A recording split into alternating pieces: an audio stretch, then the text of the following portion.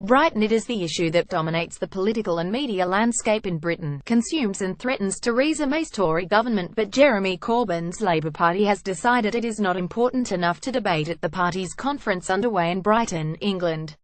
The vote to block a debate on Brexit prompted fury from Labour moderate and pro-MPs, many of whom are outspoken critics of Mr Corbyn's socialist agenda, and laid bare the divisions between those MPs and their supporters and the dominant hard-left pro-Corbyn faction called Momentum.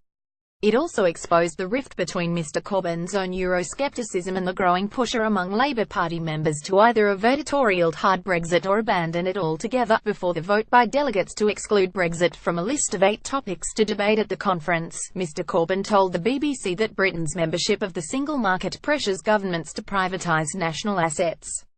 One of Mr Corbyn's key pledges is to renationalise the railways. We need to look very carefully at the terms of any trade relationship because the moment we are part of the single market, he said, that has pressures on it, through the European Union, to privatise rail, for example, and other services. I think we have to be quite careful about the powers we need as national governments. Hours later, hundreds marched through the seaside town to the waterfront where Labour's conference is being held, calling for Britain to remain inside the EU. UK Labour leader Jeremy Corbyn listens during the opening speeches at the Labour Party annual conference in Brighton on Sunday. Photo Bloomberg. Labour, under their Brexit spokesman Sir Keir Starmer, has begun edging towards a softer stance on Brexit, calling for the UK to retain full membership of the customs union and single market for the transition phase, likely to be 2 years beginning 2019. Ben Bradshaw MP urged members frustrated and angry that the existential threat to the country was being kept off the party's agenda to mobilise and keep fighting. A poster showing British Prime Minister Theresa May displayed during a protest staged by a group of UK citizens living in Italy. Photo Rosaria Caramillo. It was UN Labour members that forced the shift in Labour's frontbench position in August, the small but significant shift that it was, and it will be UN Labour members that force a further shift and stop a chaotic hard Brexit, and as far as some of us are concerned, hopefully stop Brexit altogether.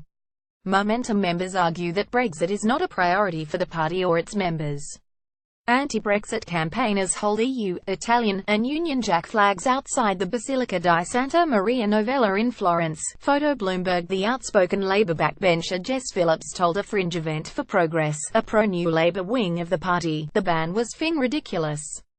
Speaking in a croaky voice, Ms. Phillips said she would use hand gestures instead to describe how she feels about the members of the Labour Party being denied a debate in a vote on the single biggest issue facing the country.